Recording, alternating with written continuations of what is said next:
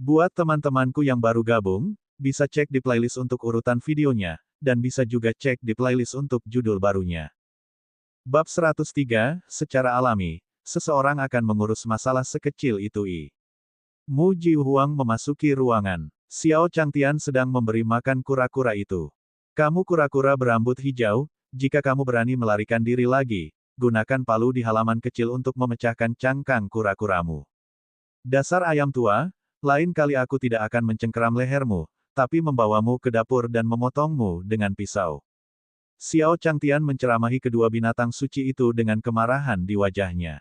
Keduanya sungguh merepotkan. Tidak bisakah mereka belajar dari Alpa? Bermain catur setiap hari untuk menumbuhkan perasaan luhur. Setiap hari, dia hanya memikirkan pertengkaran dan pertengkaran. Jika suatu hari, dia ditelan hidup-hidup oleh orang yang lewat, dengan siapa dia akan berargumentasi? Jalan tak terkalahkan hancur begitu saja. Jika kalian berdua bisa mengerti, aku akan memberikan kalian berdua kesempatan di masa depan. Tetapi jika kamu tidak mendengarkanku, kamu akan menjadi sangat menderita. Xiao Changtian berkata dengan ringan. Mata kura-kura hitam dan Phoenix berbinar dan mereka mengangguk. Dao Guru adalah Dao tertinggi. Saat itu, mereka ditindas oleh hukum yang sangat mengerikan. Hukum itu tidak terkalahkan di alam semesta. Jika mereka bisa mendapatkan kesempatan yang diberikan oleh tuannya, mereka bahkan bisa maju lebih jauh. Saat itu, bukan tidak mungkin mereka bisa mencapai alam penciptaan. Ayo, kalian sebenarnya cukup cerdas.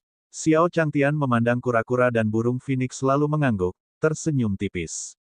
Peluang yang dia bicarakan secara alami menunggu orang yang telah menyelesaikan sistem untuk membuka jalan yang tak terkalahkan. Setelah menjadi tak terkalahkan, dia akan memberikan kesempatan kepada penyu berambut hijau, ayam tua, dan anjing untuk meningkatkan garis keturunan mereka. Kura-kura ditingkatkan menjadi kura-kura hitam, dan ayam tua ditingkatkan menjadi Phoenix. Dalam hati Xiao Changtian, dia sudah membayangkan pemandangan itu setelah menyelesaikan misi lebih dari sekali. Menguasai. Mu Jihuang berbicara dengan hormat. Jiwer, ada apa? Xiao Changtian bertanya. Hari hujan ini dipenuhi dengan keheningan. Apa yang Jiwer ingin lakukan ketika dia tiba-tiba datang mencarinya? Guru, saya telah menerima kabar bahwa sebuah kastil gelap besar telah muncul di lautan benua surga tengah. Awan gelap di langit berasal dari kastil gelap itu. Kata Mu Jihuang. Apa itu? Ada hal seperti itu. Aku pikir itu karena cuaca buruk, tapi ternyata ada yang merencanakan sesuatu. Orang-orang ini pantas mati. Xiao Changtian berkata dengan marah. Tuan, apakah menurutmu orang-orang itu juga tercela? Mu Jihuang bertanya ketika dia melihat kemarahan Xiao Changtian. Sang master adalah sosok yang sangat perkasa, seorang ahli yang tertutup. Dia bersembunyi di dunia fana dan kembali ke keadaan semula untuk mencari pengasingan. Jelas sekali, dia merasa terganggu dengan kabut hitam ini. Orang-orang itu hanya bisa dikatakan memiliki niat jahat. Kata Xiao Changtian. Kultivator ortodoks mana yang akan melepaskan awan hitam? Apalagi awan hitam itu sangat menakutkan. Mungkin tidak sesederhana itu. Pasti seseorang dari jalur iblis atau ras iblis yang ingin melakukan sesuatu yang buruk. Di kehidupan sebelumnya, dia telah membaca banyak novel. Bahkan dalam novel online dasar yang dia tulis berdasarkan ingatannya, ada beberapa penjahat yang melakukan ini dan melakukan hal-hal seperti menghisap darah manusia. Bukankah ini dianggap jahat? Bukankah ini dianggap penuh kebencian? Lalu, haruskah kita menghancurkan kota gelap? Mu Jihuang bertanya lagi dengan antisipasi di matanya. Jika dia bisa mengetahui rahasia orang di baliknya, dia akan lebih dekat dengan kebenaran. Apa yang Anda pikirkan? Tentu saja saya tidak peduli. Tidak perlu peduli dengan masalah sekecil itu. Xiao Changtian memandang Mu Jihuang dan berkata dengan tergesa-gesa. Dia tidak menyangka Jiwer memiliki banyak pemikiran. Bagaimana manusia bisa peduli dengan hal seperti itu? Untuk dapat membuat seluruh benua Tianyuan tertutup awan hitam, itu pasti adalah iblis yang hebat. Secara umum, iblis jenis ini adalah eksistensi yang membunuh tanpa berkedip. Mengapa manusia biasa begitu peduli? Masalah ini akan ditangani oleh para penggarap perkasa. Apa yang Jiwer pikirkan setiap hari? Bukankah ini kekhawatiran yang tidak berdasar? Bahkan jika lapisan kabut hitam itu dapat melahap jiwa manusia, esensi darah, dan sebagainya, masih ada pembudidaya abadi di depannya. Bukan karena mereka tidak ingin melakukan apapun, tetapi ketika dihadapkan pada sesuatu yang jauh melebihi kekuatan mereka, mereka tetap menguatkan diri dan bergegas maju. Jika ini tidak membuat mereka pusing, lalu apa yang terjadi? Itu seperti telur yang menabrak batu. Pengorbanan yang tidak perlu bisa dikurangi. Kamu tidak perlu peduli dengan masalah kecil ini.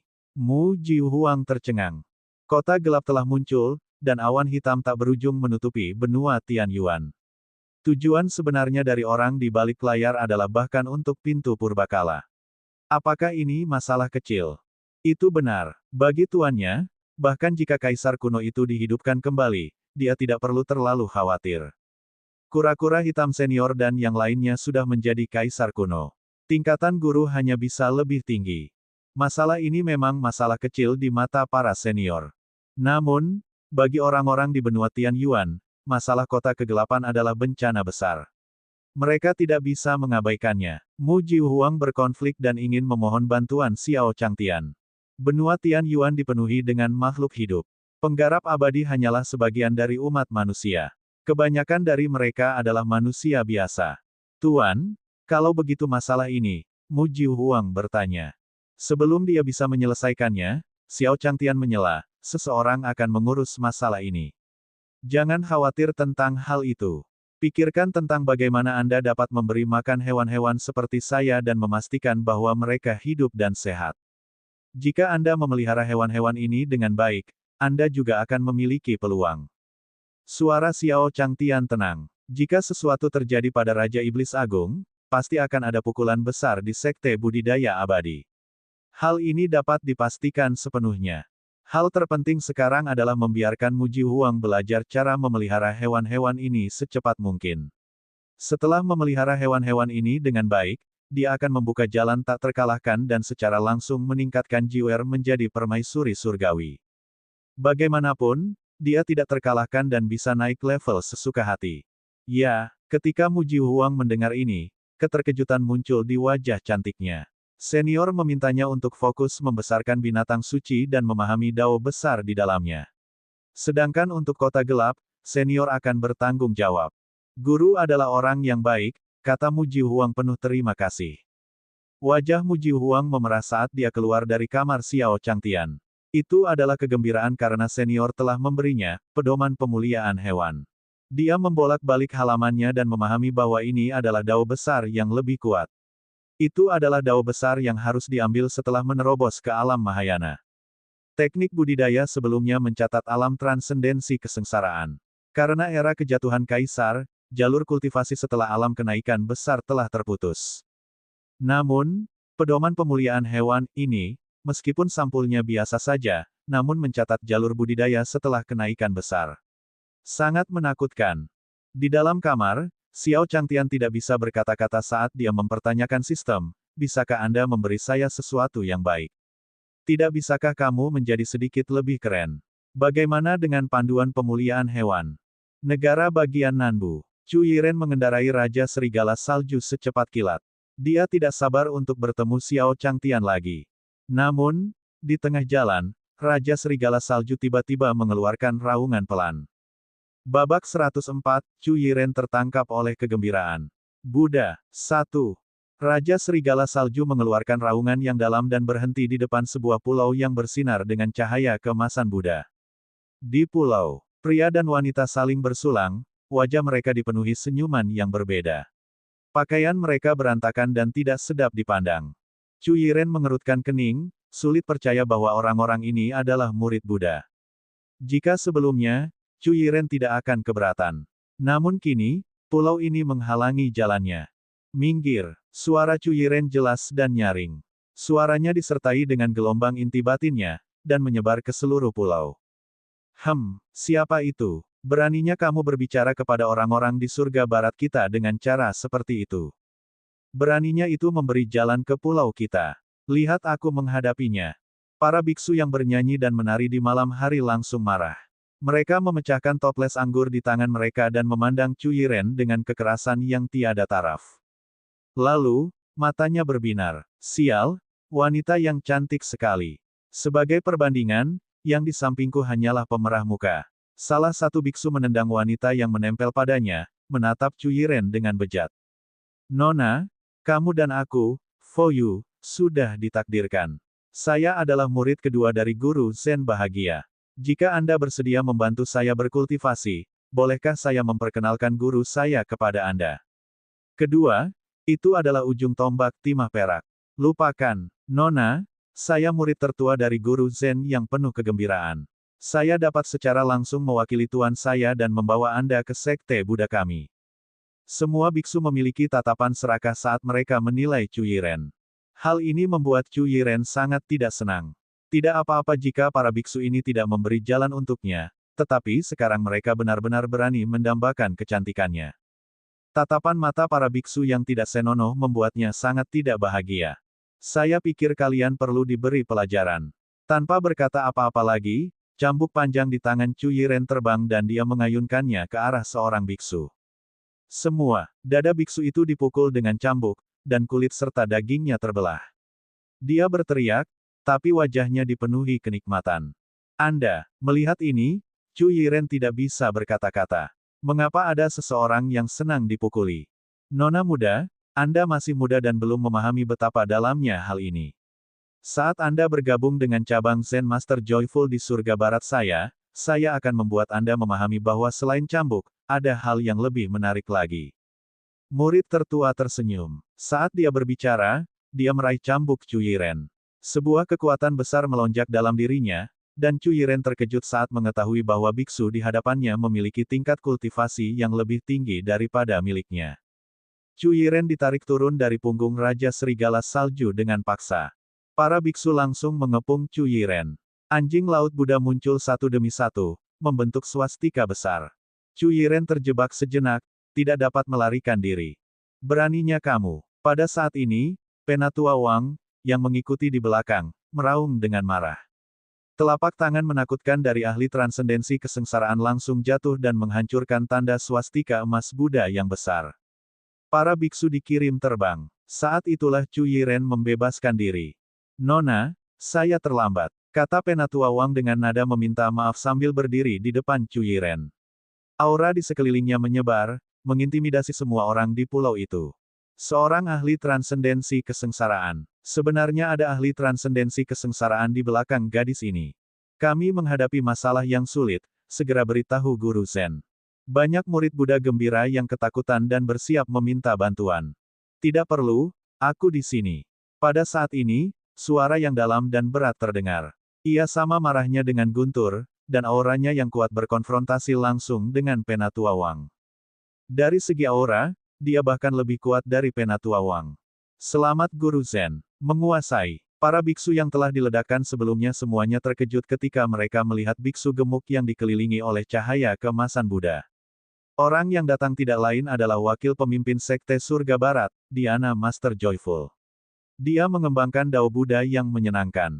Oleh karena itu, para murid begitu tenggelam dalam anggur dan Buddha kegembiraan. Wajah Penatua Wang menjadi gelap ketika dia melihat orang yang datang. Dia juga pernah mendengar nama Buddha Bahagia. Dia adalah seorang ahli di alam transendensi kesengsaraan tahap kelima. Dia menyukai keindahan dan kejam serta mengamuk. Nona, kamu duluan. Saya akan menutupi bagian belakang, kata Penatua Wang dengan suara yang dalam. Dengan mundurnya Joy Buddha secara pribadi, pertempuran sengit tidak dapat dihindari. Yang terpenting, Penatua Wang tahu bahwa dia bukanlah tandingan Buddha sukacita. Hehe, dermawan, kamu tidak bernasib sama dengan Buddha.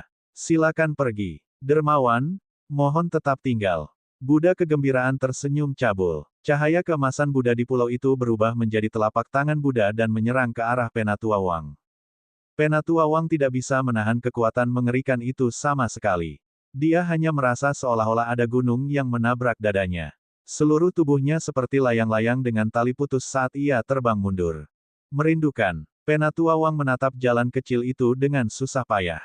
Dia ingin mengulurkan tangan untuk mengambilnya, tetapi di bawah kekuatan yang menakutkan, benda itu menghilang dari pandangan Chu Yiren. Penatua Wang. Chu Yiren terkejut. Bahkan Penatua Wang bukanlah tandingan orang ini. Tiba-tiba, rasa takut muncul di hatinya. Berdengung. Ketakutan di hatinya baru saja muncul ketika seutas tali emas berubah menjadi tali dan mengikatnya. Apa yang kamu inginkan? Chu Yiren terkejut. Ketakutan memenuhi hatinya. Murid-murid Buddha itu semuanya mencibir, dan senyuman mereka tidak senonoh. Mungkinkah dia akan? Wanita dermawan, Anda ditakdirkan dengan agama Buddha. Malam ini, saya akan membawa Anda untuk memahami Dao Buddha yang menyenangkan. Guru Joy Zen tersenyum. Kemudian, dia melambaikan tangannya, dan seluruh pulau terbang kembali ke Sapi Barat. Mereka telah lenyap dan bencana di benua Banteng Barat telah berakhir. Kini saatnya mereka kembali dan terus menjaga surga Barat. Di depan toko buku sangat ramai. Meski awan hitam sempat membuat panik semua orang, namun jumlah orang yang datang untuk membeli buku tetap tinggi. Pada saat ini, sesosok tubuh turun dari langit seperti meteor. Bang! Dengan suara yang tumpul, sebuah lubang yang dalam terbentuk di tanah marmer di depan akademi. Beraninya kamu. Seseorang berani menimbulkan masalah. Ekspresi Mu Jihuang berubah. Ini adalah toko buku majikannya, dan sekarang seseorang datang untuk menghancurkannya. Dia tidak bisa mentolerirnya. Dia mengerutkan kening dan mengambil langkah besar. Dalam sekejap, dia tiba di depan lubang yang dalam dan meraih tangan Penatua Wang. Mu Jihuang terkejut saat melihat wajahnya. Penatua Wang. Penatua Wang juga menyadari bahwa orang di depannya adalah permaisuri agung, dan wajahnya dipenuhi dengan kegembiraan. Dia buru-buru ingin berbicara. Melihat Penatua Wang sedang berjuang, Mu Jihuang melepaskannya dan menurunkannya. Dia bertanya dengan rasa ingin tahu, Elder Wang, siapa yang memukulmu? Mu Jihuang melepaskan tangannya. Penatua Wang menenangkan diri dan menarik napas. Dia tidak menjawab pertanyaan Mu Jihuang tetapi berkata dengan cemas, tidak bagus, wanita muda dari keluarga Chaos telah ditangkap. Dia ditangkap oleh Joy Buddha. Babak 105, menyelamatkan Chu Yiren I. Apa itu? Chu Yiren ditangkap. Ekspresi Mu Jihuang berubah saat mendengar ini. Chu Yiren adalah putri maniak Chu, pemimpin sekte penjinak binatang. Bagaimana dia bisa ditangkap oleh Joy Buddha? Hal ini menjadi menarik. Tunggu di sini. Ekspresi Mu Jihuang berubah. Sosoknya bersinar dan dia muncul di kamar Xiao Changtian pada saat berikutnya. Xiao Changtian sudah keluar jalan-jalan sambil menggendong harimau putih. Kura-kura hitam senior, Chu Yiren telah ditangkap. Mu Jihuang berkata dengan cemas. Dia secara alami menyadari karakter Buddha kegembiraan. Jika Chu Yiren jatuh ke tangan Buddha kegembiraan, dia akan dimakan hidup-hidup seperti domba dalam kawanan serigala. Sekarang sudah terlambat untuk menyelamatkan mereka. Dia hanya bisa mencari senior Black Tortoise dan yang lainnya. Apa, sebenarnya ada hal seperti itu? Bos kura-kura hitam, bahwa Chu Yiren juga juniorku, jadi tolong bergerak sekali. Fatih Rongrong memohon. Sebelumnya, dia telah melalui suka dan duka dengan Chu Yiren. Jangan khawatir, aku tidak akan membiarkan Chu Yiren menderita. Kura-kura hitam mengangkat kepala kura-kuranya dengan ekspresi arogan. Ekspresi itu seolah-olah sedang dipamerkan kepada Phoenix.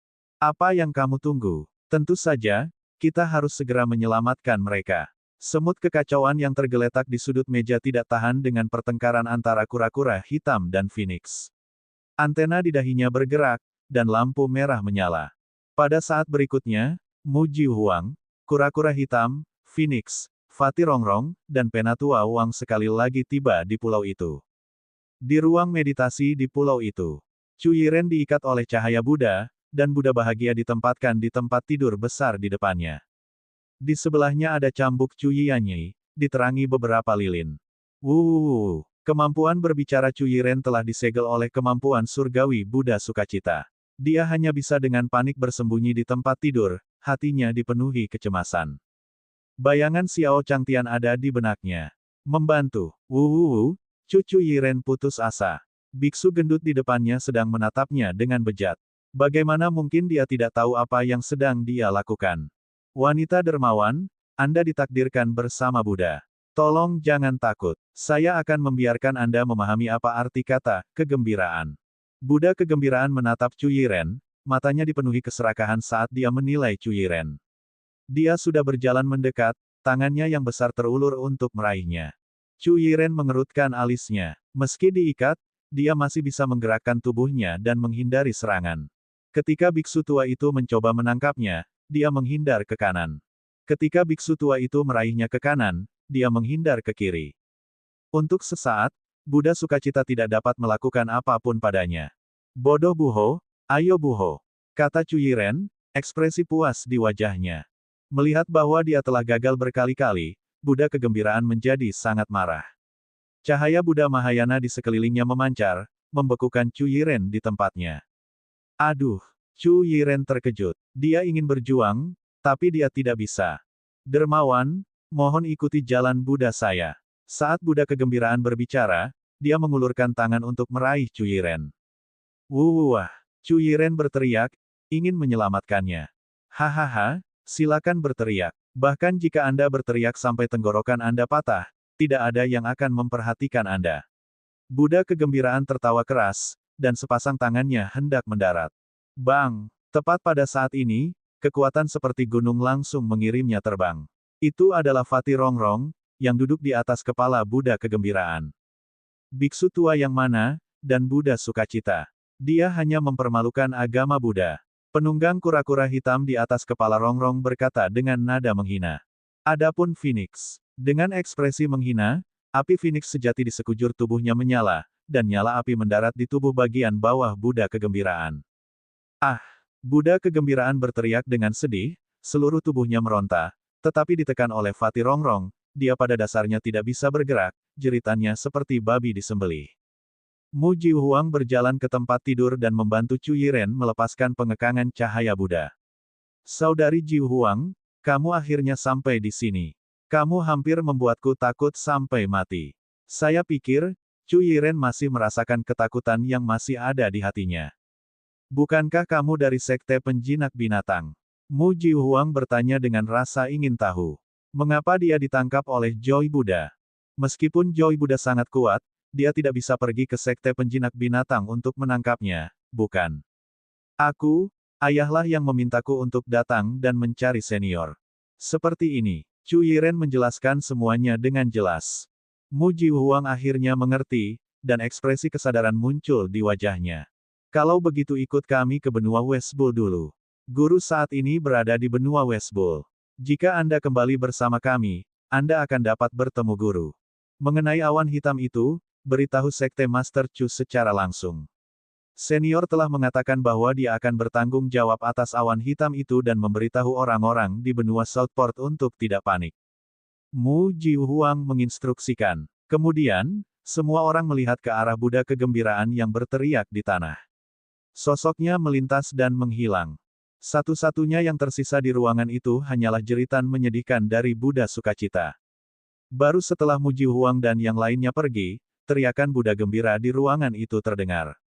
Sekelompok murid Buddha gembira berlari masuk dengan ekspresi terkejut di wajah mereka.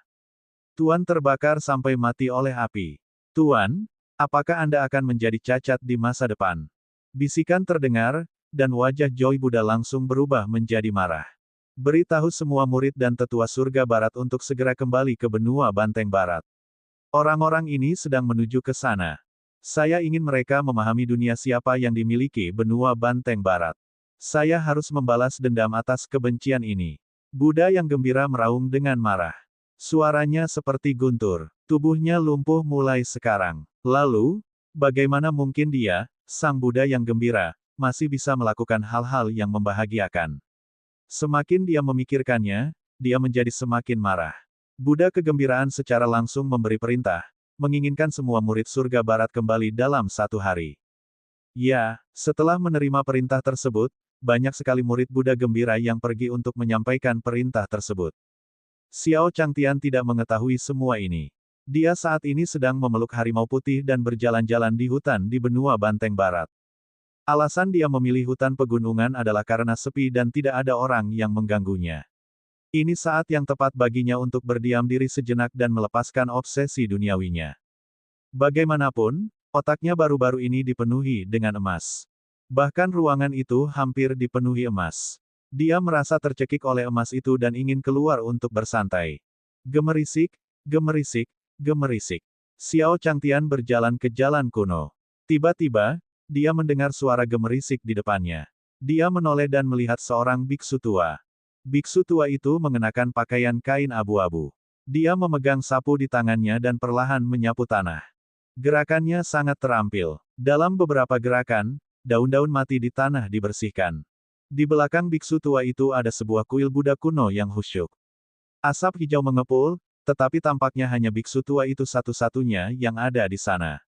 Biksu tua itu melirik ke tanah dan merasakan tatapan Xiao Changtian. Dia tertegun, "Dermawan, bagaimana kamu bisa sampai di sini?" Babak 106, Biksu Penyapu. Garis bawahi. Biksu tua itu bingung. Dia telah mendirikan agama Buddha Mahayana di luar kuil kuno dan menyegelnya sepenuhnya. Bahkan ahli transendensi kesengsaraan tingkat 9 tidak akan dapat menemukannya. Namun, meskipun pria berjubah hijau di depannya ini tampan dan luar biasa, tidak ada fluktuasi energi spiritual di sekitarnya. Dia jelas seorang manusia biasa. Bagaimana manusia bisa melewati penghalang Mahayana Dharmanya? Mustahil. Benar-benar mustahil. Biksu tua itu langsung menyangkalnya. "Tuan, gunung manakah ini? Kuil macam apa ini?" Xiao Changtian bertanya. "Tempat ini tenang dan damai. Itu adalah tempat yang bagus. Kuil kuno Gunung Han santai dan tanpa beban."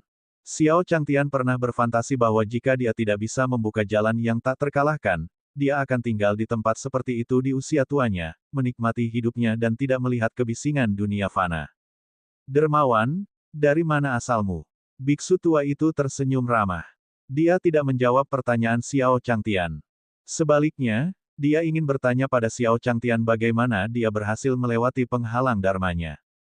"Dari mana asalmu?" Xiao Changtian tercengang. Apakah biksu tua itu mencoba berdebat dengannya? Mungkinkah dia hanya bisa memasuki kuil kuno setelah menjawab pertanyaan dengan benar? Lagi pula, banyak film dan televisi di kehidupan sebelumnya dibuat dengan cara ini. Setelah berpikir sejenak, Xiao Changtian berkata dengan ringan, "Datang dari tengah, dan keinginanku menuju ke tengah. Bukankah itu sungguh tak terduga? Bagaimanapun, tidak masalah selama kedua belah pihak tidak memahaminya." Dia tahu cara bermain teka-teki. Biksu tua itu bertanya dari mana asalnya, dan dia langsung menjawab dari mana asalnya. Meskipun jawaban ini terdengar seperti lelucon, namun sangat akurat. Bukankah ajaran Buddha menyukai teka-teki ini? Terlebih lagi, secara lebih mendalam, ia membawa konsepsi artistik dan menjadi apa yang disebut mesin Zen. "Saya datang dari tengah, dan keinginan saya datang dari tengah." Biksu tua itu mengerutkan kening ketika mendengar itu. Apakah pemuda ini sedang mempermainkannya? "Tidakkah aku tahu dari mana asalmu? Tidak bisakah kamu memberitahuku detailnya?"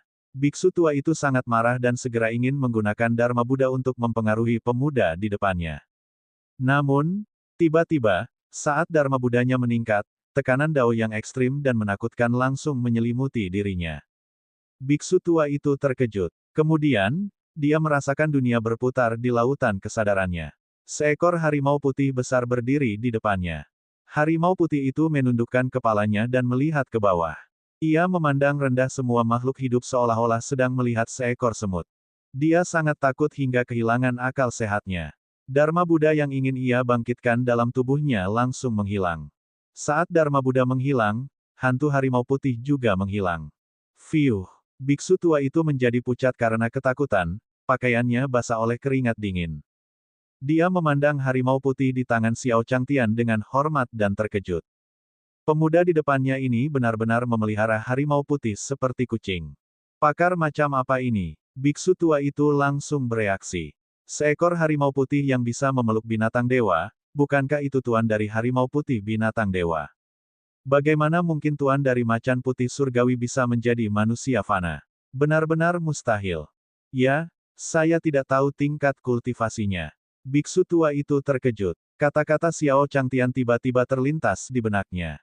"Dari mana saya berasal, kemana saya ingin pergi? Ini, Zen yang brilian." Untuk sesaat, biksu tua itu tertegun. Dari mana dia berasal, kemana dia pergi, semuanya termasuk di dalamnya. Kehidupan berasal dari lahir dan menuju kematian. Dharma datang dari dunia fana dan pergi ke surga. Kultivasi datang dari dunia fana dan menuju ke arah yang kuat. Segala sesuatu di dunia, lintasan semua kehidupan, sebenarnya termasuk di dalamnya. Itu ada di mana-mana. Tidak ada sesuatu pun yang tidak datang dari awal dan berakhir. Saya telah menyadari kebenarannya. Biksu tua itu meletakkan sapu di tangannya. Tiba-tiba, dia merasa pikirannya telah tercerahkan. Zen yang sebelumnya tidak dapat dia pahami tiba-tiba tercerahkan. Biksu malang ini adalah Kong Xiang. Terima kasih atas penjelasan Anda, senior. Biksu tua itu berkata dengan hormat. Dalam sekejap, ki di tubuhnya mulai beredar. Dantian yang akan layu mengumpulkan energi spiritual lagi, dan vitalitas beredar. Tidak perlu bersikap sopan. Xiao Changtian buru-buru mengganti topik dan memberitahu biksu tua itu bahwa dia telah memahami Zen. Setelah melihat pemahamannya sendiri tentang agama Buddha, dia tidak lebih buruk dari siapapun. Bahkan biksu tua memanggilnya senior. Xiao Changtian masih ingin memasuki kuil kuno untuk melihatnya. Pada saat ini, seorang biksu bergegas masuk dengan ekspresi bingung. Leluhur, kabar buruk. Sesuatu terjadi di luar. Saya diperintahkan untuk meminta Anda keluar. Biksu muda itu tampak cemas. Dia terengah-engah karena berlari. Apa yang membuatmu panik? Tidak bisakah kamu melihat ada senior di sini? Biksu tua itu menegur dengan ekspresi sedikit marah. Senior, biksu kecil itu menatap Xiao Changtian. Dia masih sangat muda, namun dia dipanggil senior oleh leluhurnya. Mungkinkah dia sosok perkasa yang tersembunyi? Meskipun seseorang tidak dapat mengetahui tingkat kultivasi seorang ahli, bukankah biasanya tidak mungkin untuk mengetahui tingkat kultivasi seorang ahli? Tidak apa-apa. Jika ada yang harus kamu lakukan, silakan saja. Xiao Changtian berkata dengan ringan. Dia juga bersiap untuk pergi. Karena Great Sun Immortal telah mengiriminya pesan yang mengatakan bahwa seseorang datang ke toko buku untuk menimbulkan masalah. Cincin komunikasi Daoist Big Sun sangat berguna. Jaraknya sangat jauh, tapi masih ada sinyal di gunung yang dalam. Ini sebanding dengan ponsel di kehidupanku sebelumnya. Xiao Changtian membawa harimau putih itu, berbalik dan pergi perlahan. Daoist Big Sun adalah seorang ahli, jadi Xiao Changtian tidak bingung. Selain itu, dia adalah manusia fana yang tidak bisa terbang, jadi tidak ada gunanya merasa cemas. Melihat Xiao Changtian pergi, biksu kecil itu bertanya, "Leluhur, siapa senior itu?" Seseorang yang tidak bisa tersinggung. Kong Xiang berkata dengan suara yang dalam. Harimau putih di tangan Xiao Changtian sudah cukup untuk meremukkannya, apalagi Xiao Changtian sendiri. Apa yang terjadi di surga barat? Mengapa ini begitu mendesak? Kong Xiang bertanya pada biksu kecil itu. Leluhur, wakil guru sekte guru Zen yang gembira terluka dan tubuhnya lumpuh. Dia sekarang berada di benua banteng barat dan ingin bertarung sampai mati dengan pihak lain. Tetapi pihak lain relatif kuat, jadi saya meminta bantuan Anda. Jawab biksu kecil itu. Sebenarnya ada seseorang yang berani melukai penduduk surga baratku. Berani sekali. Ayo pergi. Kong Xiang pergi bersama biksu kecil itu. Di tengah perjalanan, Kong Xiang bertanya lagi, siapa mereka? Anda benar-benar ingin mengundang saya keluar gunung. Kong Xiang bingung. Di benua banteng barat, surga barat adalah eksistensi yang tak terkalahkan dan pemimpin sekte adalah ahli melewati kesengsaraan tingkat 8. Leluhur, itu adalah seekor panda, seekor kura-kura, seorang wanita di alam formasi jiwa, dan seorang wanita di alam transendensi kesengsaraan. Namun, mereka belum keluar. Jawab biksu kecil itu. Dua binatang iblis bisa menindas surga barat. Sekarang, junior ini menjadi semakin buruk di setiap generasi. Kong Xiang berbicara dengan dingin. Dia meningkatkan kecepatannya dan segera tiba di perkemahan surga barat. Leluhur, saat Kong Xiang turun, ekspresi semua orang di surga barat dipenuhi dengan kegembiraan. Nenek moyang lama ada di sini. Mereka pasti akan menang. Leluhur, tolong bantu aku. Buddha kegembiraan segera berdiri dan memohon. Babak 107, Xiao Changtian tiba di panggung Mahayana. Leluhur, tolong bantu saya mendapatkan keadilan. Buddha kegembiraan berlutut di tanah dengan hidung memar dan wajah bengkak. Wajahnya dipenuhi rasa sakit. Dia dipukuli oleh Fatih Rongrong. Saya sudah mendengar tentang apa yang terjadi. Anda sebenarnya berani menggunakan niat jahat untuk menculik seseorang secara paksa. Kesalahannya terletak pada Anda. Tidak ada alasan untuk menyangkalnya. Kong Xiang berkata dengan marah. Melihat Buddha bahagia di depannya, wajahnya dipenuhi dengan rasa jijik. Jika bukan karena pikiran jahat di dalam hatinya, bagaimana hal itu bisa berkembang hingga tubuhnya menjadi lumpuh? Perkataan nenek moyang memang benar, aku akan mengingatnya selamanya. Namun, jika mereka bertindak melawan saya, itu adalah bentuk tidak hormat terhadap surga barat. Tidak apa-apa jika saya dihina tanpa alasan, tetapi jika surga barat dihina, ini adalah masalah besar. Leluhur, tolong bantu. Buddha kegembiraan berlutut di tanah dan berkata dengan emosional. Nenek moyang tua Kong Xiang selalu mengajari murid-murid surga barat bahwa mereka tidak bisa diganggu oleh orang lain. Sebagai penganut agama Buddha, memang salahnya karena memiliki pikiran jahat, namun ia secara langsung menyatakan kesediaannya menerima hukuman dan mengangkat masalah ini ke tingkat sekte. Menurut temperamen Kong Xiang, dia pasti akan bergerak. Pergilah. Kong Xiang tidak sabar. Ketika Buddha kegembiraan mendengar ini, dia diam-diam mundur dan berdiri di belakang Kong Xiang, tidak lagi berbicara. Kaulah yang melukai Kong Huanxi. Kong Xiang memandang Rongrong gemuk di depannya dan berkata dengan suara rendah. Alasan mengapa dia datang ke sini adalah karena dia tidak ingin melihat surga barat diintimidasi dan menurun. Mengaum. Fatih Rongrong meraung dalam-dalam, seluruh wajahnya dipenuhi arogansi, bahkan mengangkat jari tengahnya, membuat ekspresi menghina.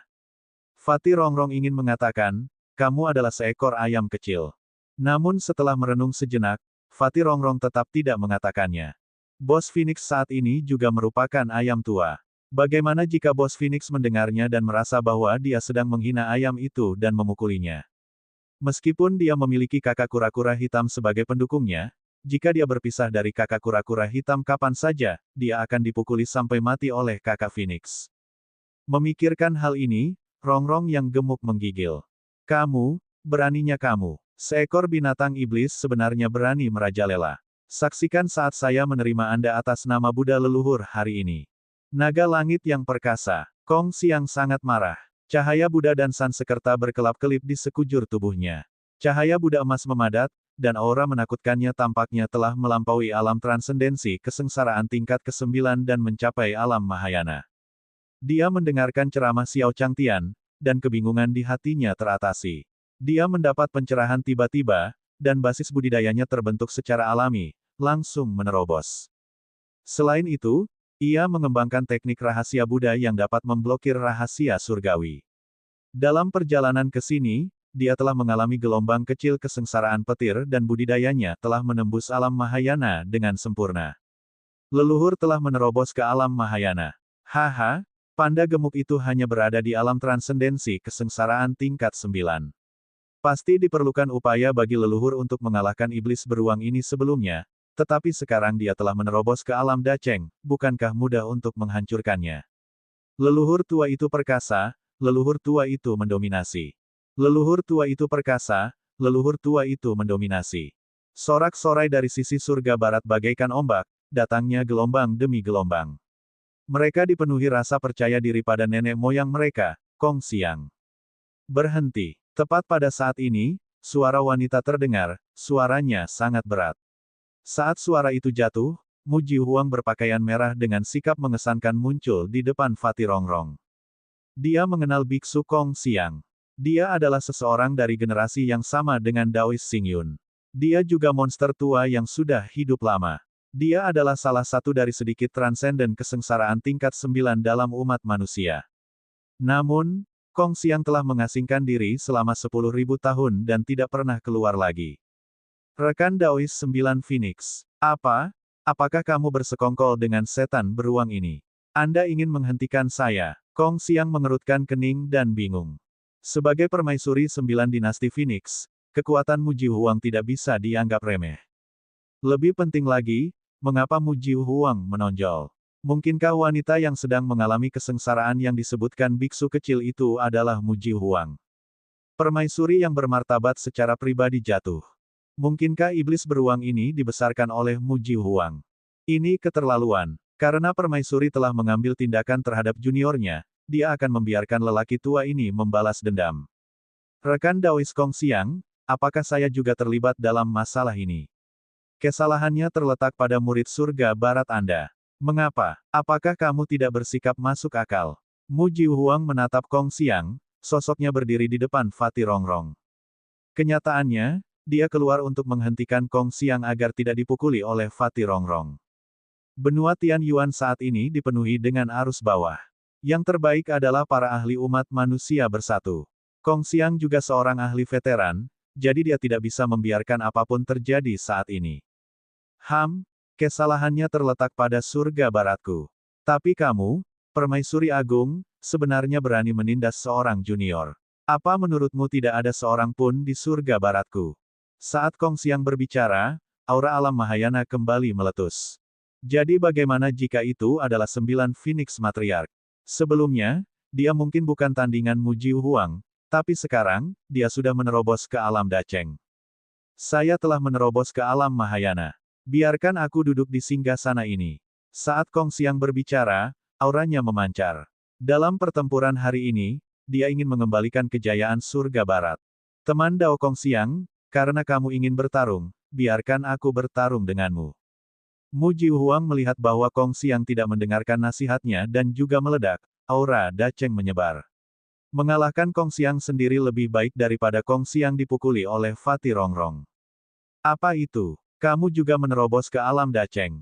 Merasakan aura Mu Jiu Huang, ekspresi Kong Xiang berubah dan hatinya tenggelam.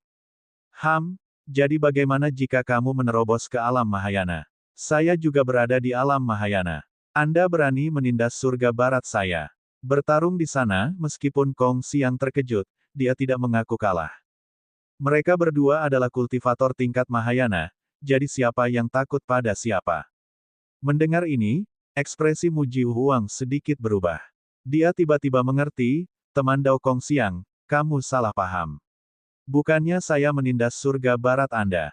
Hanya saja surga baratmu telah menyinggung seseorang yang tidak seharusnya kamu sakiti. Seseorang yang seharusnya tidak aku provokasi. Hehehe, teman Dao 9 Phoenix, apa menurutmu aku takut? Apakah ada orang di benua Tian Yuan yang tidak dapat disinggung oleh surga baratku? Kong Xiang tertawa keras, wajahnya penuh amarah. Biksu kecil di sampingnya tiba-tiba menambahkan, leluhur tua, orang dari sebelumnya. Orang itu tidak masuk hitungan. Kong Xiang menggelengkan kepalanya setelah diingatkan oleh biksu kecil itu. Tidak mungkin kebetulan seperti itu terjadi di dunia ini. Senior itu hanyalah monster tua yang bahkan mahir dalam Zen. Tidak peduli apapun, dia bisa dianggap sebagai ahli Buddha. Dengan identitas ahli itu, bagaimana mungkin dia bisa mengenal seorang wanita di alam inkarnasi belaka? Mustahil. Benar-benar mustahil. Tetapi leluhur, senior itu sepertinya sedang bergegas ke sini. Biksu kecil itu menyentuh bagian belakang kepalanya yang botak dan bertanya dengan bingung. Apa? Kong Xiang memandang biksu kecil itu dan merasa seperti disambar petir. Aura di sekitar tubuhnya langsung layu dan dia jatuh ke tanah. Bab 108, Menamparkan Tanah, 1. Ratusan kaki jauhnya. Sosok berjubah hijau perlahan berjalan mendekat. Setiap langkah yang diambilnya seperti langkah manusia, dan tidak ada sedikit pun fluktuasi aura di tubuhnya. Bagi para penggarap yang hadir, jarak beberapa ribu meter ini tidak lebih dari sebuah pemikiran. Namun, pria berjubah hijau yang membawa rambut putih itu berjalan sangat lambat. Namun, tidak ada yang berani mengatakan bahwa dia berjalan lambat. Pada saat ini, Kong Xiang, Mu Jiu Huang, Fatih Rongrong dan yang lainnya menahan aura mereka, diam-diam memperhatikan orang di depan mereka berjalan mendekat. 1 menit, 2 menit, waktu perlahan berlalu. 15 menit kemudian, pria berbaju hijau akhirnya berjalan mendekat. Begitu banyak orang. Siapa lagi pria berbaju hijau selain Xiao Changtian? Dia tersenyum tipis dan menatap Great Sun Immortal. Adalah Daoist Big Sun yang mengiriminya pesan. Namun, melihat pakaian Great Sun Immortal yang rapi dan rapi, sepertinya dia tidak bergerak, yang berarti masalahnya tidak serius. Karena ini masalah kecil, dia merasa lega. Merekalah yang datang untuk menimbulkan masalah. Immortal Dayang menangkupkan tinjunya ke arah Desolate Changtian dan berkata dengan hormat. Xiao Changtian tahu bahwa Immortal Dayang memperhatikan etiket, tapi dia membenci formalitas ini. Dia hanya mengangguk dan memandangi para biksu di depannya. Tuan tua juga ada di sini. Bukankah masalah yang ingin kamu selesaikan sama dengan masalahku? Xiao Changtian segera melihat Kong Xiang dan biksu kecil di sampingnya. Dia ingat biksu kecil itu berkata ada sesuatu yang harus dia tangani di hadapan kuil kuno. Ini tidak mungkin suatu kebetulan, bukan? Siapa kamu? Apa yang sedang dilakukan makhluk fana? Berikan padaku, Melihat Xiao Changtian bangun, leluhur tua itu sebenarnya tidak melawan. Balas dendamnya sebenarnya ditunda oleh manusia. Buddha kegembiraan, yang telah kehilangan akar kehidupannya, tidak lagi rasional. Dia menunjuk Xiao Changtian dengan marah dan mengutuk. Namun, sebelum dia selesai berbicara, sebuah kaki datang dari belakangnya dan mendarat di atas kakinya. Dia hanya mendengar suara retakan. Kedua kakinya patah dari lututnya. Buddha kegembiraan berlutut di depan Xiao Changtian dan melakukan kowtow keras di tanah, menciptakan lubang kecil di lantai marmer. Kamu sebenarnya datang ke wilayah senior untuk menimbulkan masalah. Senior, semua ini salahku. Saya tidak mengajar generasi muda dengan baik dan sebenarnya datang ke sini untuk menimbulkan masalah. Mohon maafkan saya. Suara Kong Xiang sedikit bergetar saat keringat dingin di punggungnya sekali lagi membasahi kain keringnya. Bagaimana dia bisa mengira bahwa masalah ini sebenarnya ada hubungannya dengan senior? Senior adalah sosok yang perkasa. Di depan senior, dia hanyalah seekor semut. Dia pasti tidak bisa memprovokasi senior. Di saat yang sama, gelombang rasa syukur muncul di hati Kong Xiang. Dia berterima kasih kepada Mu Jiu Huang. Jadi ternyata semua yang dikatakan Mu Jiu Huang benar adanya. Surga Barat telah benar-benar menyinggung perasaan seseorang yang mereka tidak mampu untuk menyinggung perasaannya. Senior, ketika orang-orang di Surga Barat mendengar leluhur mereka memanggil Xiao Changtian sebagai senior, mereka semua merasakan keterkejutan yang luar biasa di hati mereka. Mereka semua adalah orang-orang cerdas dan langsung mengerti bahwa Xiao Changtian sebelum mereka ini adalah seorang ahli. Mereka tidak dapat merasakan aura Xiao Changtian karena budidayanya terlalu tinggi untuk mereka rasakan. Dalam sekejap, murid-murid Buddha gembira merasakan hawa dingin merambat di punggung mereka. Mereka mengecilkan leher mereka dan tanpa sadar mundur beberapa langkah.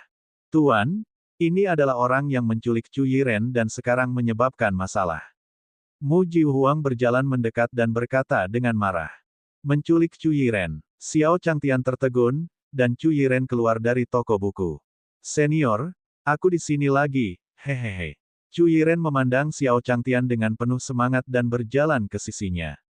Saat saya dalam perjalanan pulang, saya diculik oleh orang ini dan muridnya. Aku hampir, Chu Yiren mengepalkan tinjunya dan berkata dengan marah. Buddha kegembiraan, yang masih berlutut di tanah, mengencingi celananya ketakutan saat mendengarkan penjelasan Chu Yiren kepada Xiao Changtian. Aliran cairan kuning dan putih mengalir keluar dari bawahnya. Eksistensi mengerikan macam apa yang bahkan nenek moyang tua harus memanggilnya senior. Bagaimana dia masih bisa hidup? Sudah berakhir. Hanya ada satu pemikiran di benak Buddha kegembiraan. Murid-murid Buddha gembira sangat ketakutan sehingga mereka lari dengan panik. Lari. Namun, mereka ingin lari. Perasaan surgawi Mu Jiu Huang tersapu dan para murid sekte Buddha itu berlutut satu demi satu. The Great Sun Immortal mengikutinya dan langsung membungkus orang-orang ini dengan tali. Mereka diikat menjadi bola dan dilempar ke tanah. The Great Sun Immortal memang kuat. Xiao Changtian kaget saat melihat pemandangan ini. Setiap kali dia melihat Great Sun Immortal, dia merasa iri. Dia tidak tahu kapan dia akan membuka jalan yang tak terkalahkan. Xiao Changtian menggelengkan kepalanya dan segera membuang pikiran ini. Yang terpenting sekarang adalah menyelesaikan masalah yang ada di depannya. Kita tidak bisa melepaskan orang-orang ini dengan mudah, kata Tina. Kepribadian seperti apa yang dimiliki Chu Yiren?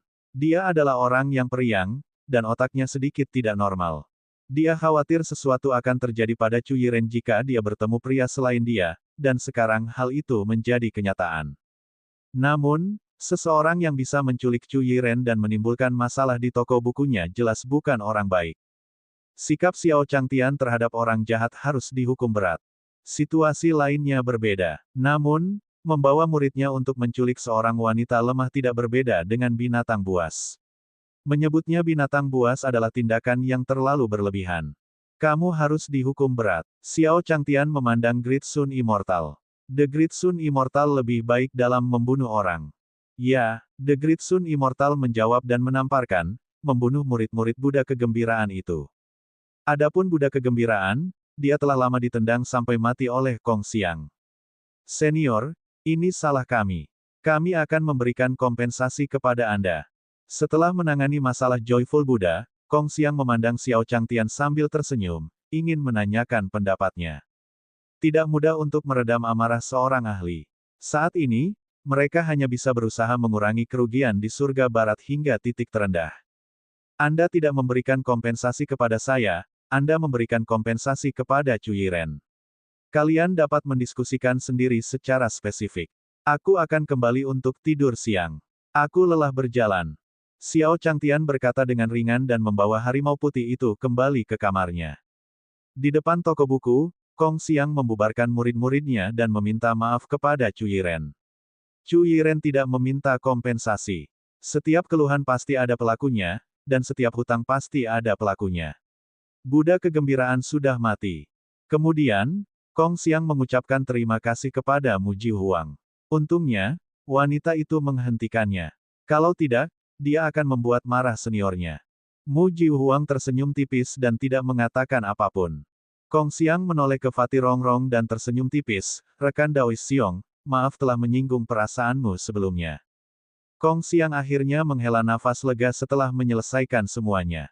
Namun, cara dia memanggil Fatih Rongrong membuatnya marah. Dia adalah binatang pemakan besi, bukan panda. Selain tuan dan kakak kura-kura hitam, dia tidak bisa mengatakan bahwa dia adalah seekor panda. Sebuah tamparan jatuh, membanting Kong Xiang ke tanah. Bab 109, Misi Baru, menuju benua timur yang berjaya, 1. Uhuk-uhuk. Kong Xiang menepuk-nepuk debu di tubuhnya dan batuk 2 kali untuk menghilangkan kotoran dari mulutnya. His, di alam manakah binatang iblis ini? Kong Xiang sangat terkejut. Pada saat ini, dia tiba-tiba memahami arti kedua di balik penghalangan Mu Ji Huang. Hari, mereka hidup dengan damai. Xiao Changtian masih mempertahankan rutinitas hariannya. Dia pergi tidur lebih awal dan bangun lebih awal setiap hari, tidur siang sebentar dari waktu ke waktu. Mu Ji Huang mempelajari cara memelihara binatang suci dengan serius setiap hari dan menikmatinya. Adapun Zhang Fan, dia akan membajak sawah setiap hari. Sebulan yang lalu, Xiao Changtian menjadi pembawa acara pernikahannya dan Lin Tingxi. Pernikahan itu sangat megah, dan tak terhitung banyaknya ahli dari seluruh benua Banteng Barat yang datang untuk memberi selamat kepada mereka. Hanya hadiahnya saja yang menumpuk. Sekarang benua Banteng Barat telah dibangun kembali, haruskah kita kembali atau pergi ke benua lain untuk mendirikan cabang akademi? Xiao Changtian, yang sedang berjalan, memikirkan pertanyaan ini. Tiba-tiba, sebuah suara mekanis terdengar di benaknya. Ding, submisi sistem, pergilah ke benua timur yang menang untuk menerima murid dengan bakat kultivasi yang tiada taranya. Itu adalah sistem yang mengeluarkan misi lain. Menerima seorang murid. Xiao Changtian sedikit terkejut. Bukankah misi ini terlalu sulit? Menerima murid dengan bakat tiada taraf dalam berkultivasi. Bukankah ini menyulitkannya? Dia hanyalah manusia biasa yang paling serba bisa. Dia adalah seorang jenius dengan bakat luar biasa dalam berkultivasi. Dia tidak bergabung dengan sekte budidaya yang baik tetapi mengakui dia sebagai tuannya. Mungkinkah otaknya rusak? Namun, demi jalannya yang tak terkalahkan, Xiao Changtian tetap menerimanya. Tidak ada jalan lain. Mungkinkah dia bisa menjadi manusia fana selama sisa hidupnya? Di dunia kultivasi, siapa yang tidak ingin berkultivasi dan mencari keabadian? Ada banyak orang yang tidak bisa berkultivasi. Setidaknya dia punya sistem. Meskipun sistemnya scam, sistem itu memberinya kesempatan. Dari kehidupan sebelumnya di planet biru, Xiao Changtian memahami satu hal. Selama masih ada peluang, meski kecil, dia harus memanfaatkannya. Jika dia memilih untuk berbaring, hanya dialah yang akan kecewa. Sekalipun dia berjuang untuk sementara waktu, gagal bukanlah hal yang menakutkan. Dalam proses ini, dia masih bisa mengumpulkan lebih banyak. Misalnya, dia bisa membuka toko buku saat dia menerima murid dan menyelesaikan misinya. Senang sekali. Iya, aku menggunakan otakku secara berlebihan hari ini. Aku akan kembali berbaring sebentar. Xiao Changtian baru berjalan setengah jalan hari ini sebelum dia kembali. Biar ku jelaskan, aku tidak berbohong. Saya hanya sedang istirahat dalam perjalanan kerja keras. Xiao Changtian meyakinkan dirinya sendiri. 4 jam lagi berlalu. Itu aneh. Guru sebenarnya kembali beristirahat setelah berjalan-jalan hari ini. Ada yang salah. Mu Ji Huang melihat ke kamar Xiao Changtian dengan ekspresi bingung. Selama periode waktu ini, melalui mempelajari panduan pemulihan hewan, dia memiliki pemahaman yang samar-samar. Artinya, selama dia membesarkan binatang surgawi, setiap tindakan, setiap momen, tampaknya selaras dengan Dao Agung. Entah bagaimana, isi manualnya mulai kabur. Dao besar yang awalnya direkam juga menghilang. Sebagai gantinya adalah gagasan-gagasan umum yang sulit diringkas dalam pikirannya. Saat dia membesarkan binatang suci itu setiap hari, konten di dalamnya terus ditingkatkan. Meskipun jumlahnya sangat sedikit. Mungkinkah senior ingin aku menempuh jalanku sendiri? Mu Jihuang sangat gembira. Panduan yang diberikan oleh senior ini hanyalah sebuah benda suci tertinggi. Sungguh tak terduga. Matahari sudah tinggi di langit. Saat itulah Xiao Changtian bangun dengan gembira. Hal pertama yang dia lakukan setelah bangun tidur adalah pergi ke toko buku. Toko buku masih ramai dengan bisnis. Beberapa orang bahkan bertanya apakah mereka punya buku lain. Mereka ingin tahu lebih banyak. Xiao Changtian mengangguk setuju. Di kehidupan sebelumnya, ada banyak sekali buku di planet biru. Setidaknya ada 18.000 di antaranya. Sekarang, dia hanya menulis sedikit dari ingatannya. Kemudian, Xiao Changtian kembali ke kamarnya. Setelah berpikir sejenak, dia memutuskan untuk menulis buku berjudul, Fantasi, Saya Benar-Benar Tidak Memiliki Binatang Surgawi. Dia bisa membayangkan bahwa kura-kura berambut hijau dan orang lain di sekitarnya adalah binatang surgawi. Baru pada sore hari, ketika matahari terbenam dan matahari merah menutupi seluruh danau, Xiao Changtian akhirnya selesai menulis bukunya. Mau bagaimana lagi, buku ini terlalu panjang. Ada banyak kata. Konon penulis buku itu telah menyiapkan garis besar puluhan ribu kata sebelum menulisnya. Tentu saja itu hanya rumor belaka. Tidak ada yang tahu kebenarannya. Ketika dia keluar kamar, semua orang di keluarga Wang sudah menunggu makan malam. Butler Wang bahkan datang meneleponnya secara pribadi. Butler Wang, saya akan merepotkan Anda untuk melakukan perjalanan dan menyalin buku ini. Bersiaplah untuk menerbitkannya besok. Xiao Changtian menyerahkan minuman tersebut kepada Butler Wang dan pergi makan. Setelah mengambil tempat duduk mereka, Butler Wang memberitahunya tentang situasi keuntungan toko buku, sementara Ye Fan menjelaskan bahwa rekonstruksi benua West Bull telah selesai. Xiao Changtian mengangguk. Kalau begitu, ayo pergi ke benua timur yang menang besok. Ada beberapa hal yang perlu kita lakukan. Xiao Changtian memandang Mu Jihuang dan berkata, Jiwer, bersiaplah.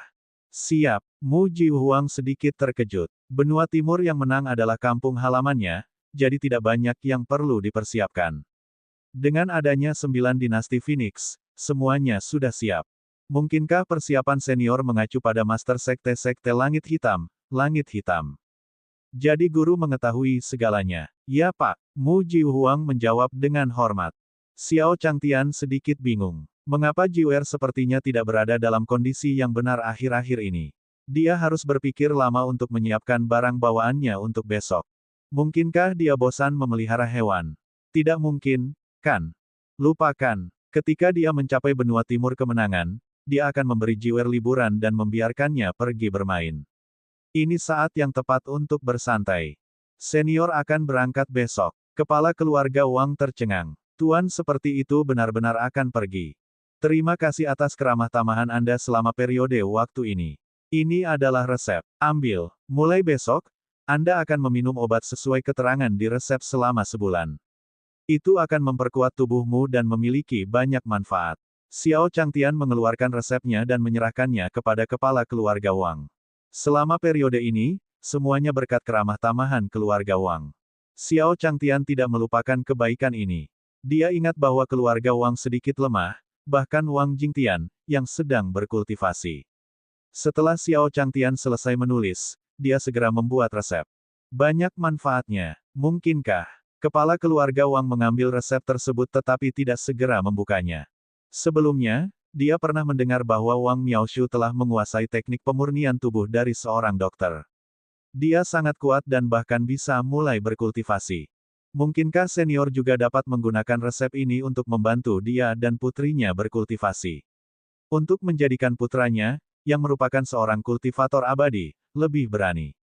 Memang itulah masalahnya. Hal pertama yang dilakukan patriark klan Wang adalah mengungkapkan rasa terima kasihnya.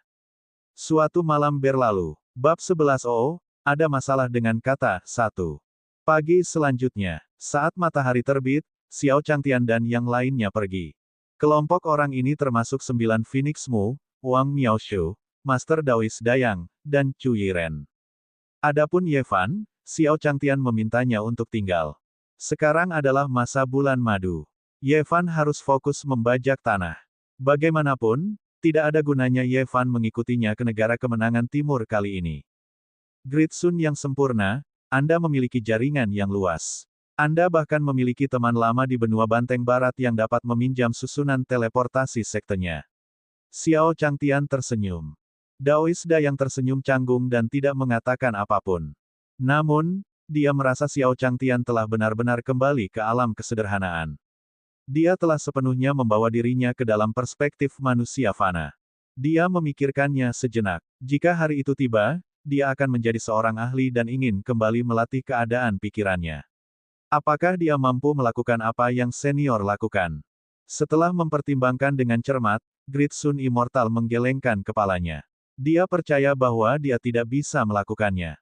Weng, dengan kilatan cahaya putih, Xiao Changtian dan yang lainnya mendarat di depan sebuah lorong. Di monumen benua di depan mereka, 3 kata kuat memasuki mata mereka. Benua Timur yang menang. 3 kata ini tidak buruk. Seharusnya ditulis oleh seorang wanita, tetapi ada beberapa kekurangannya. Komentar Xiao Changtian. Dengan peningkatan sistem pada keterampilan kaligrafi, dia bisa melihat masalah dengan 3 orang di depannya secara sekilas. Tuan, apa yang salah dengan 3 kata ini? Mu Jihuang bertanya dengan rasa ingin tahu. 3 kata ini ditulis ketika dia menerobos ke alam transendensi kesengsaraan tingkat 9. Saat itu, dia sedang bersemangat dan langsung menghapus kata-kata sebelumnya dan mengukir 3 kata tersebut. Ketiga kata ini berisi domain hukumnya, pemahaman ranahnya, dan seterusnya. Faktanya, banyak murid Sekte Abadi di benua Timur Kemenangan telah memahami 3 kata ini sebelum dia menuliskannya, dan mereka bahkan telah menembus ranah kultivasi mereka satu demi satu. Ini telah menjadi cerita yang banyak diceritakan. Jika orang lain mengatakan ada yang salah dengan ketiganya, Mu Jihuang pasti akan memperlakukan mereka dengan dingin. Namun, orang yang mengatakan ada masalah adalah Xiao Changtian.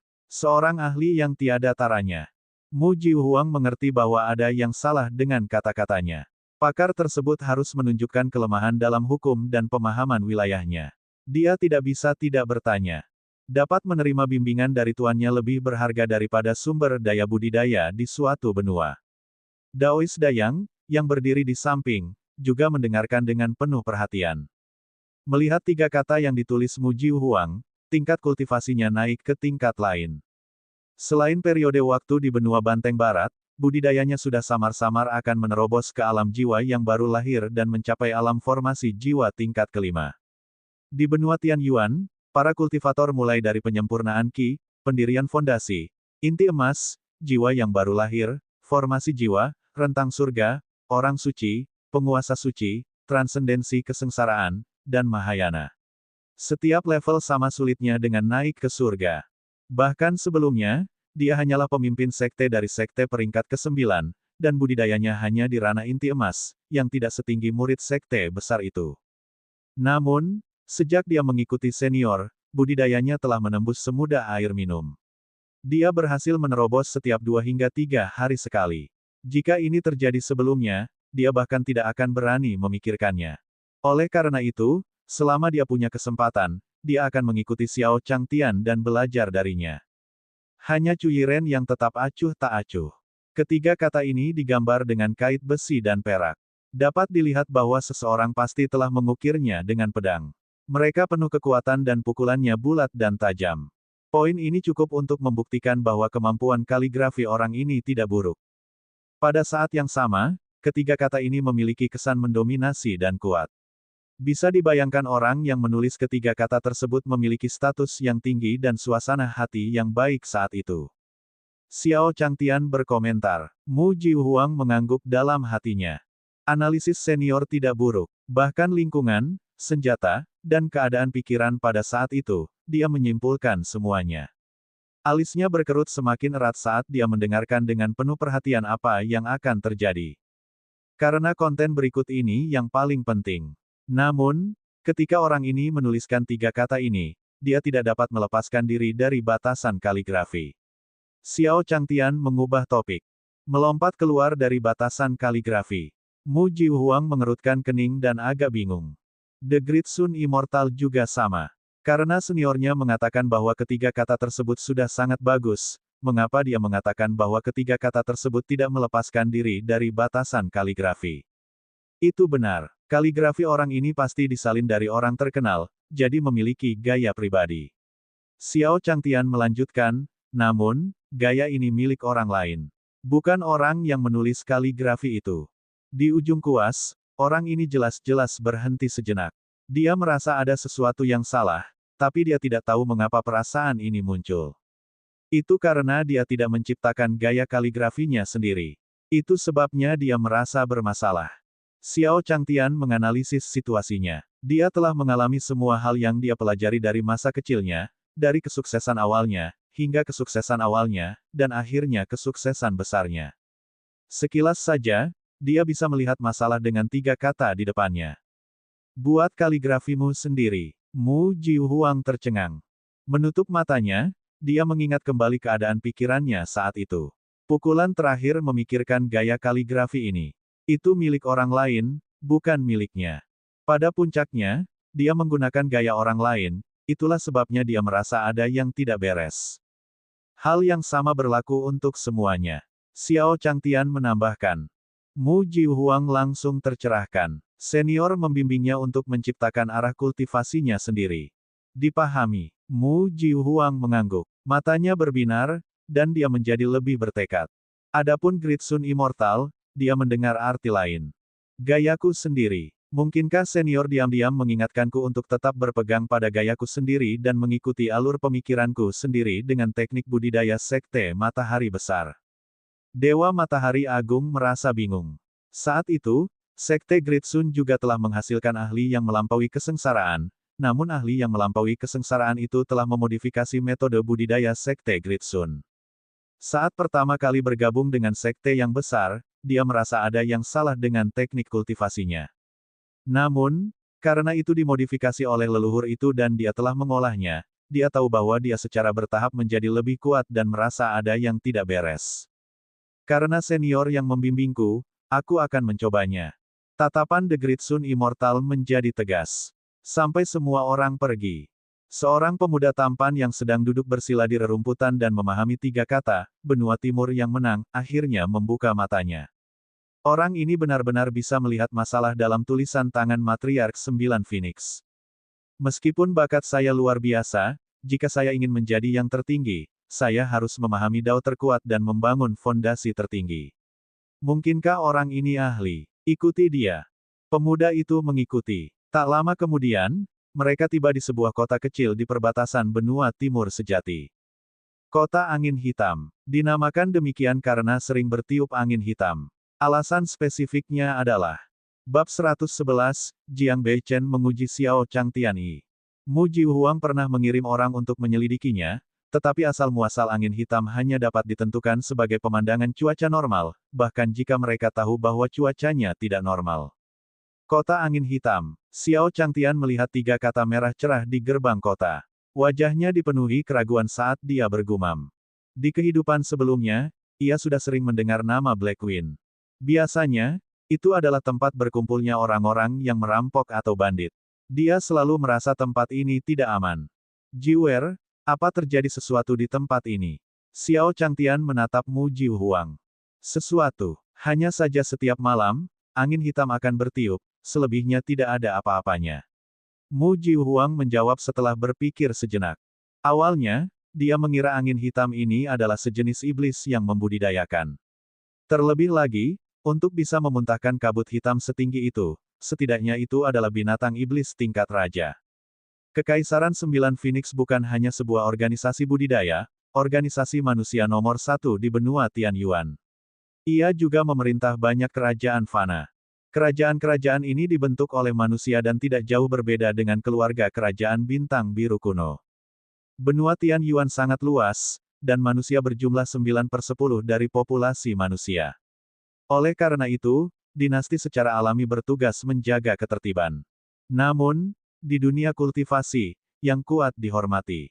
Jika sebuah dinasti fana ingin membangun dirinya sendiri dan tidak dibunuh oleh sekte budidaya sembarangan, ia hanya dapat mengandalkan faksi besar. Awalnya, faksi-faksi yang diandalkan oleh kerajaan-kerajaan ini relatif tersebar. Namun, setelah berdirinya dinasti Sembilan Phoenix, kerajaan fana yang tak terhitung jumlahnya di dunia bergantung padanya karena dinasti Sembilan Phoenix adalah sekte budidaya abadi sejati yang bekerja untuk manusia. Dulu ketika Kota Angin Hitam melaporkan masalah angin hitam kepada dinasti Sembilan Phoenix, Mu Jihuang bahkan memperhatikannya secara pribadi. Jika itu adalah iblis besar yang melukai manusia, dia harus mengambil tindakan secara pribadi. Namun, dia tidak menemukan apapun setelah itu. Ini sangat aneh. Angin hitam. Xiao Changtian sedikit terkejut. Dia bingung. Mungkinkah itu monster? Ada monster di dunia budidaya. Lupakan saja, aku tidak akan keluar setelah malam. Baiklah, ayo cari penginapan untuk ditinggali, kata Xiao Changtian ringan. Awalnya, Mu Jihuang ingin mengundang Xiao Changtian pergi ke dinasti Sembilan Phoenix. Tapi Xiao Changtian menggelengkan kepalanya. Aku akan pergi ke kampung halamanmu nanti. Ada hal lain yang harus aku lakukan sekarang. Dia bersiap menunggu data dibuka dan toko buku panjang umur mendapatkan reputasi di wilayah timur kemenangan sebelum mengikuti Mu Jihuang ke kampung halamannya. Dia ingat ketika Mu Jihuang pertama kali datang ke halaman rumahnya, dia berpakaian seperti wanita dari keluarga kaya. Bagaimana jika dia tahu bahwa dia adalah manusia biasa dan menderita balas dendam dari keluargamu? Dia telah menandatangani kontrak dengan Jiwer saat itu. Jiwer dengan sukarela menyerahkan gajinya dan bekerja untuknya. Dia hanya menyebut dirinya sebagai pekerja lepas. Jika keluargamu mengetahui hal ini, mereka akan mengatakan bahwa dia berhati hitam. Maka, mereka menetap di sebuah penginapan. Xiao Changtian tidak kekurangan uang sekarang. Masing-masing memiliki ruangan di atasnya. Dia menghabiskan total 10 koin tembaga. Senior, kenapa kita tidak pindah ke penginapan yang lebih baik? Bukankah tempat ini terlalu kumuh? Kata Cu Yiren dengan sedikit nada meremehkan. Dia bahkan bisa mencium bau asam di ruangan itu. Tampaknya itu adalah penyakit kutu air. Tidak dibutuhkan. Tempat ini cukup bagus. Dibandingkan halaman kecil saya sebelumnya, kondisinya tidak terlalu buruk. Lihat, ada tempat tidur. Xiao Changtian menjelaskan. Baiklah, dia mengaku melakukannya untuk menghemat uang. Lagi pula, di kehidupan sebelumnya, dia sudah terbebani dengan cicilan rumah dan kredit mobil. Dia takut menjadi miskin. Uang ini harus dihemat semaksimal mungkin. Dia tidak boleh menyia-nyiakannya. Melihat semua orang masih mengerutkan kening, otak Xiao Changtian bekerja dengan cepat dan dia berkata, ini rumah kumuh, tapi aku berbudi luhur. Lumut bekas luka kelas atas hijau, rumput. Xiao Changtian langsung melafalkan baris-baris kuno dari prasasti kamar rendah hati. Ini adalah satu-satunya cara untuk menjelaskan semuanya. Saya seorang rendahan dan pengikut. Wei Wu Desin. Saat suara Xiao Changtian turun, Mu Jihuang dan yang lainnya langsung bergumam, masih mengenang. Mengikuti suara keras pintu yang ditutup, Xiao Changtian sudah memasuki ruangan dan menutup pintu. Dia takut jika dia terus menjelaskan, tidak ada cara untuk menjelaskannya. Senior memang ahli. Meskipun kamu bermain-main di dunia fana dan memurnikan hatimu di dunia fana, kamu masih mampu mengendalikan mentalitasmu ke tingkat yang begitu tinggi. The Great Sun Immortal segera menggelengkan kepalanya, merasa malu dengan inferioritasnya. Mu Jihuang mengangguk. Hanya Cu Yiren yang masih memiliki ekspresi jijik di wajahnya. Senior tidak datang ke penginapan ini untuk menghemat uang, kan? Cu Yiren mengerutkan kening, tapi dia segera menggelengkan kepalanya. Apa yang aku pikirkan? Senior, apakah orang seperti itu? Semua orang masuk ke kamar masing-masing. Pada saat yang sama, pemuda yang mengikuti mereka masuk ke toko dengan ekspresi jijik. Apakah kamu akan melompati batas atau tetap tinggal? Namun, sebelum penjaga toko menyelesaikan kalimatnya, dia melihat pemuda di depannya memegang tanda pinggang. Tanda pinggangnya diukir dengan totem naga emas. Juga, Yang Mulia, penjaga toko segera berlutut. Token pinggang ini adalah bukti token pinggang kerajaan Kekaisaran Bulan Utara. Selanjutnya, totem naga di atasnya bercakar 5. Di seluruh Kekaisaran Bulan Utara, selain Kaisar Bulan Utara, hanya ada putra mahkota saat ini, putra mahkota sampah yang dirumorkan. Namun, Putra mahkota tidak berguna. Itu urusan putra mahkota. Jika dia berani memprovokasi putra mahkota, dia hanya akan mati. Di kamar mana mereka berempat menginap? Mereka mengatur agar saya tetap di samping mereka. Pemuda itu berkata dengan acuh tak acuh dan perlahan-lahan melepaskan tanda pinggangnya. Ya, penjaga toko segera menyetujuinya. Oleh karena itu, putra mahkota bulan utara, Jiang Beichen, tetap berada di samping kamar Xiao Changtian. Dikabarkan bahwa selama pertempuran di benua Banteng Barat, si jenius dari klan Ye Fan, menjadi terkenal dan menjadi orang nomor satu di benua Banteng Barat. Ini adalah tahun terakhir dari masa keemasan budidaya abadi pangeran ini. Agar tidak terikat oleh sekte budidaya, saya telah menyamar sebagai orang tidak berguna yang diketahui semua orang. Saya telah melewatkan beberapa tahun masa budidaya emas. Awalnya, saya ingin meniru Dao 9 Matriark Phoenix, tetapi dikabarkan bahwa budidaya Ye Fan tidak kalah dengan 9 Matriark Phoenix. Dalam waktu sesingkat itu, tulang tertinggi Ye Fan digali, dan kemudian dia dilahirkan dengan penampilan yang tak terkalahkan. Pasti ada ahli yang membimbingnya dari belakang. Sayangnya, semua orang di benua Banteng Barat memblokir berita tentang pakar itu. Aku ingin tahu apakah orang yang mengomentari kaligrafi 9 Phoenix Matriark hari ini adalah seorang ahli atau apakah dia hanya menunjukkan masalah kaligrafinya. Lupakan saja, kita akan mengetahuinya setelah tes pertama besok. Tetapi tes ini membutuhkan rasa kepatutan. Pertama ini, lalu itu. Jiang Beichen sudah mempunyai rencana di benaknya. Dia bersiap untuk. Bab 112, dua pria memasuki ruangan, 1. Pagi selanjutnya, Xiao Changtian bangun pagi-pagi, tapi dia tidak keluar jalan-jalan. Langit di luar agak suram. Selain angin hitam yang disebutkan Mu Jihuang sebelumnya, Xiao Changtian merasa lebih baik tinggal di penginapan. Siang harinya, dia pergi menghubungi bengkel percetakan setempat. Tuan, sarapan sudah siap. Setelah beberapa saat, Mu Jihuang membawakan sarapan. Kemudian, dia memberi makan penyu berambut hijau dan yang lainnya. Jiu, aku akan memberimu istirahat selama periode waktu ini. Kamu bisa melakukan apa yang kamu ingin lakukan, kata Xiao Changtian sambil menyantap sarapannya. Benua Timur yang menang adalah kampung halaman Jiuer, jadi ini adalah kesempatan bagus bagi Jiuer untuk melakukan perjalanan pulang. Lakukan apa yang ingin aku lakukan. Mu Jihuang sedikit terkejut. Senior, mungkinkah kamu ingin aku mencari Master Sekte Langit Hitam beberapa hari ini? Seperti yang diharapkan, senior telah merencanakan segalanya. Mu Jihuang mengangguk dan menjawab. Benar, ingatlah untuk tidak menyebutku. Xiao Changtian menambahkan. Bagaimana jika Jiuer mengatakan bahwa dia juga datang ke benua timur kemenangan dan klanmu datang mengelilinginya? Apa yang harus dia lakukan? Sekalipun dia masuk akal, dia tidak bisa menjelaskannya dengan jelas. Saat itu, Jiuer ingin menjadi pelayannya dengan sepenuh hati. Dia tidak ingin menerimanya. Ya, Mu Jihuang mengangguk. Mu Jihuang selesai memberi makan kura-kura dan Xiao Changtian menyelesaikan sarapannya. Mu Jihuang mengucapkan selamat tinggal pada Chu Yiren dan kota Dayang. Ikuti orang ini dan lihat kemana dia pergi. Melihat Mu Jihuang pergi, Jiang Beichen, yang berada di ruangan lain, berkata kepada seorang penjaga yang baru saja bergegas. Penjaga ini adalah seseorang yang Kaisar Bulan Utara telah bayar mahal untuk disewa demi melindungi nyawa Jiang Beichen. Dia adalah ahli bidang Golden Elixir.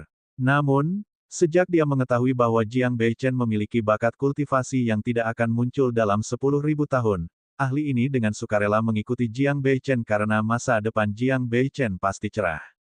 Ya, pakar inti emas tahap ke-9 mengikuti Mu Jihuang. Meskipun nama 9 pemimpin besar Phoenix bergema di seluruh benua, banyak orang tidak tahu bahwa mereka belum pernah melihatnya sebelumnya.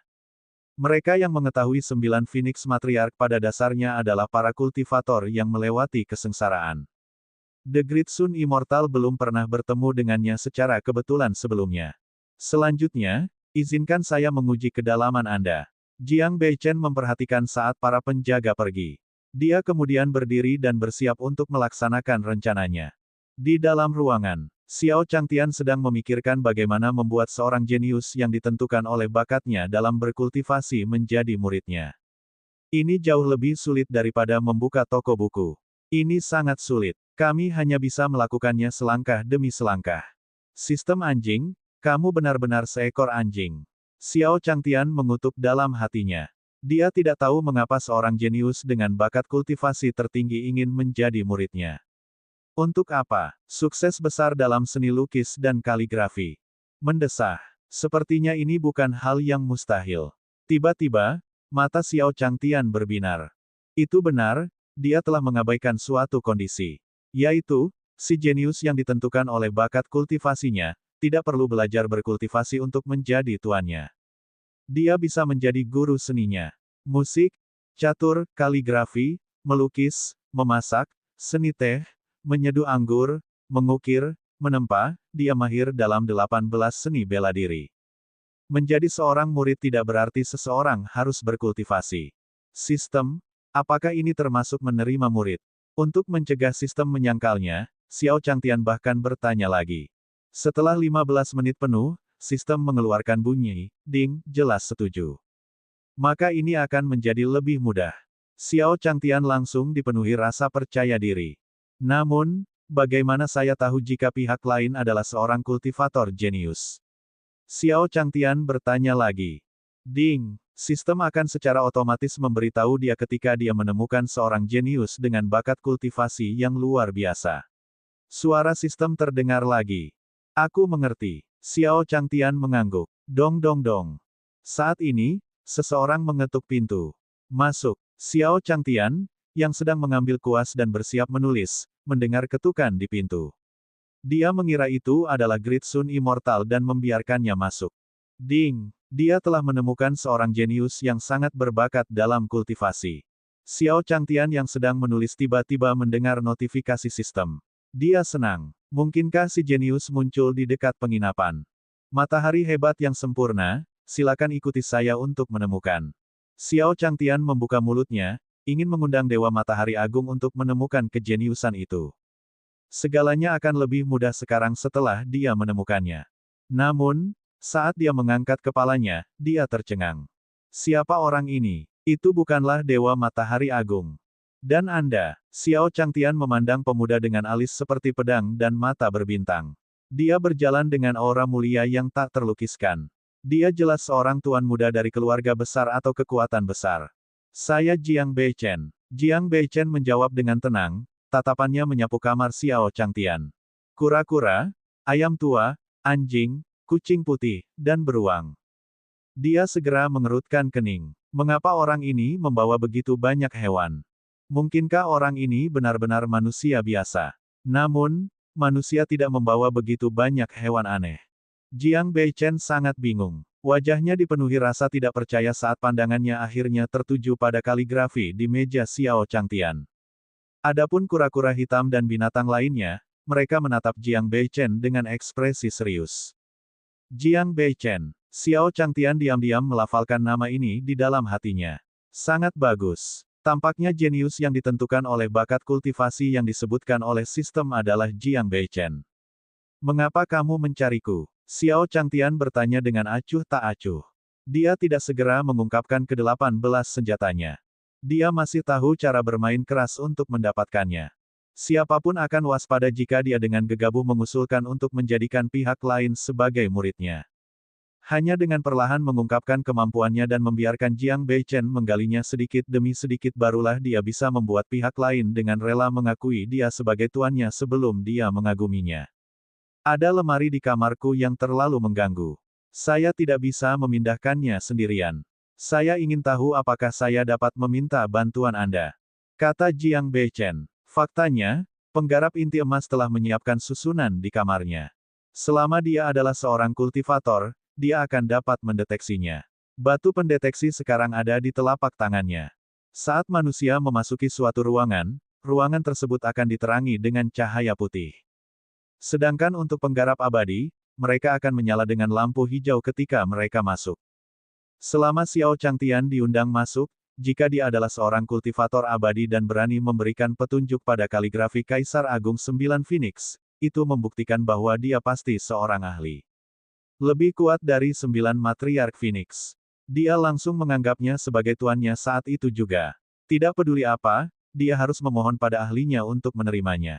Jika itu adalah makhluk fana, itu hanya lelucon. Baiklah. Xiao Changtian setuju. Langkah pertama dalam menerima murid adalah menjalin hubungan antara kedua pihak.